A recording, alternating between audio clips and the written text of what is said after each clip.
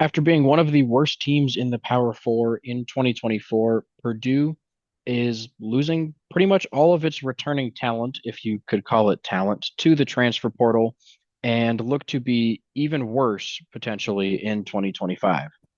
Taking a look at the schedule, um, really the non-conference, you add Notre Dame, which is going to be an incredibly tough game. And the Big Ten schedule is pretty brutal as they're playing most of the top teams in the conference.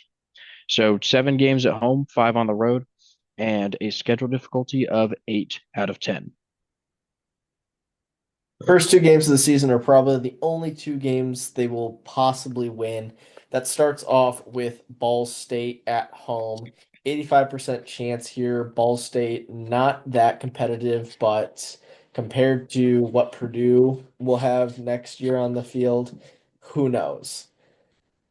Following week, also a home game, this time against Southern Illinois. Basically the same thing as Ball State. Not much need to be said. Going to be a 90% chance here just because Ball State is a little bit more of a well-known program, if you can call them well-known. But this just goes to show how bad we think this Purdue team is going to be. And that is even more evident when we go to the next week where they start Big Ten play, taking on USC. This is going to be a 5% chance, and we're only giving them that because it is a conference game. We don't like to give 0% or 100% chances for conference games. But even though USC is taking such a long road trip, this is going to be an easy win for them. Jordan Mayava going to have an easy game here. And even though USC is losing a good amount of talented players to the transfer portal. They still recruit pretty well. Lincoln Riley is going to be the better coach in this situation, and USC should start off Big Ten play with a win. Next up is a road trip to face Notre Dame. This going to be one of their toughest games of the season. Notre Dame coming off of a national championship loss to Ohio State. They lost Riley Leonard to the NFL draft. However, there's a quarterback competition going on, and there's a lot of good names uh, in that room. So Notre Dame should be a really, really solid team again. Jeremiah Love's coming back. Really, with this being on the road for Purdue, I don't see any way that they come out on top. So a 5% chance heading into their first bye week. Coming out of that, one of the most hyped up teams this offseason in Illinois, Luke Altmaier back at quarterback, and with a pretty easy schedule. Some people think that Illinois could make the playoffs. We're not quite that high on them because there are a few tough games on there that likely the Illini will lose that will keep them from playoff contention. But Purdue is not one of those games, only a 10% chance for the Boilermakers. Then it's a road trip to Minnesota, another team that we are decently high on. And the fact that this one's on the road certainly doesn't help out Purdue. So again, only a 10% chance here. Following week, they will go on the road to face Northwestern. Probably the only Big Ten game on their schedule I can see them possibly winning.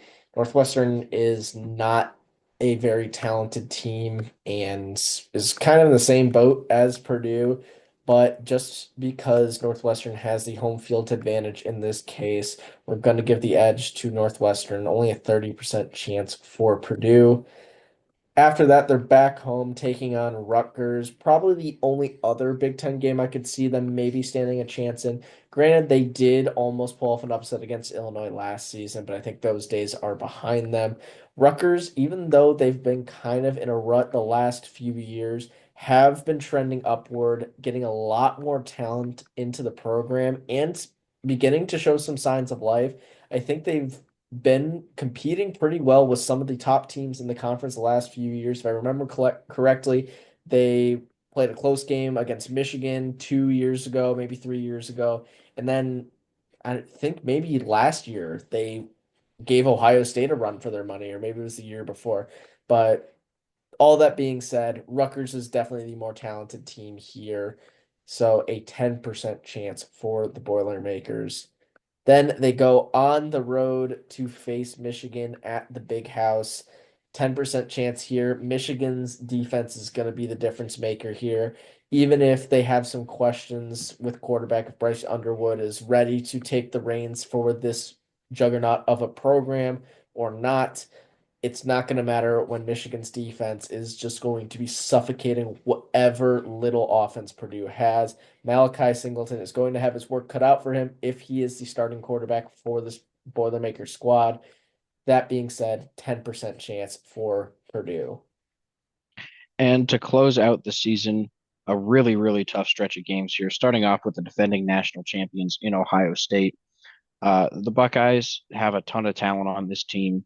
And I mean, really, they could just throw the ball to Jeremiah Smith one or two times and the game's over. So Purdue only a 5% chance, and that's just because we don't give 0% out for conference games.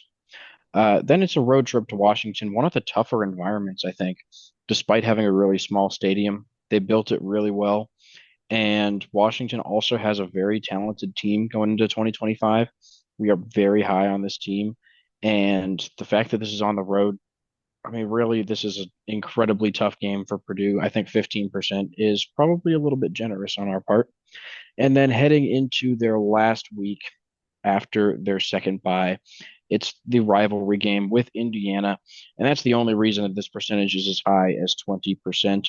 But Indiana going to be a really talented team once again after making the college football playoffs last season. Might not make it back this year, but should still be, an 8, 9, maybe even 10 win team. So should be a really good year from Indiana again. Don't really see Purdue beating them. Yeah, looking at the schedule as a whole, like I said at the very start, I see a maximum of 2 to 3 wins from this Purdue team, and those 2 wins will most likely be their non-conference games. If they get one Big Ten win, I think it's either that road game against Northwestern or maybe pulling off an upset against Rutgers at home. But this team is just so gutted, losing their entire wide receiver room for the most part. The only shining light they have on offense is the return of their number one running back, but you can't win a game just running the ball the entire. Well, I guess Michigan has shown that the past couple of years that you can win, but with how bad Purdue has been lately, they're not going to be able to succeed unless Malachi Singleton or whoever the quarterback is for this season shows capability to put the team on his back. And even then, I don't think it's going to be enough. So I see Purdue getting 2 wins next season. Yeah, if like you said, if they're going to win a Big Ten game, it's going to be the quote unquote road trip to Northwestern because the Wildcats still don't have a stadium or the one against Rutgers. Um, Either one of those is possible, but it's tough given how bad Purdue is going to be. So yeah, I think 2-10 is the most likely scenario, which technically is an improvement from last season when they went 1-11.